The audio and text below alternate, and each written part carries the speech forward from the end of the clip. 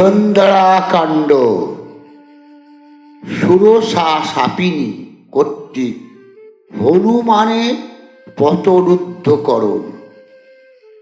এই মতো মারুতির বিক্রম দেখিয়া সুরসাকে সুরসব কহেন ডাকিয়া, নাগমাতা তুমি ধরো শক্তি বিলক্ষণ, করম সবার সেই সন্দেহ ভজন।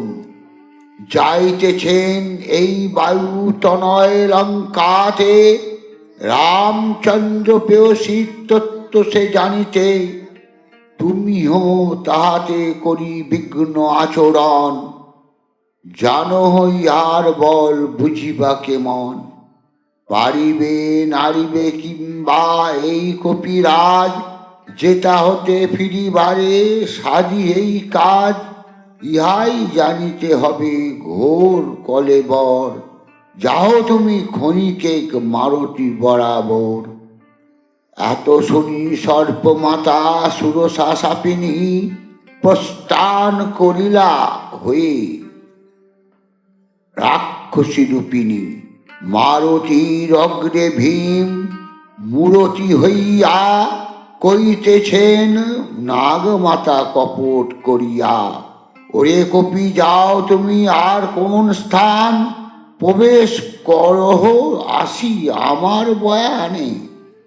হইয়া আসি অতিশয় ক্ষুধাতে পীড়িত, এ সময় তোরে পেয়ে বড় হলো পিত। বুঝিলাম কৃপা করি যত দেবগণ, করি দিল মোর আগে তোরে আনয়ন। অতএব বিলম্ব না করো এক্ষণ, শীঘ্র আসি করো মোর মুখে প্রবেশন। এত শুনি বায়ুপুত্র চুরি করো জোর, কইছেন তাহার প্রতি করিয়া বিনয়। দশরথ পুত্র রাম দণ্ড কাননে, আশীবাস করিছিলা পিতার বচনে।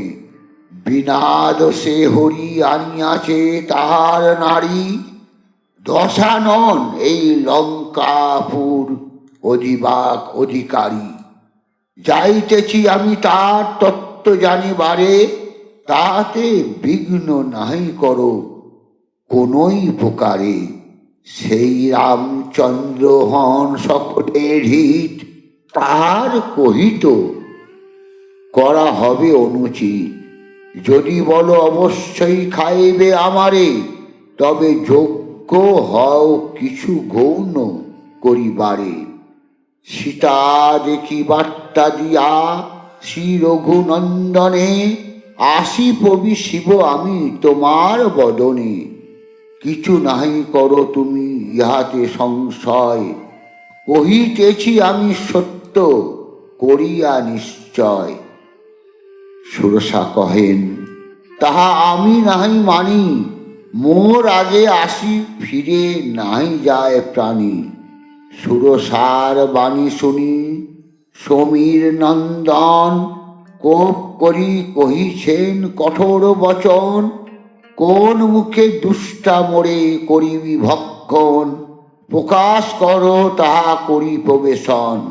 শুনিয়ে সুরসা বিংশ যোজন বিস্তার, প্রকাশ করিল নিজ মুখের আকার। তাহা দেখি মারুতি 30 যোজন হইল, 40 যোজন মুখ সুরসা করিল। 50 যোজন হইল পবন সন্তান, কলিলা সুরসা 60 যোজন বেদান। 70 যোজন হইল পরে হনুমান, সেই মুখ কইলে 80 যোজন প্রমাণ। নমস্কার। জয় শ্রীরাম।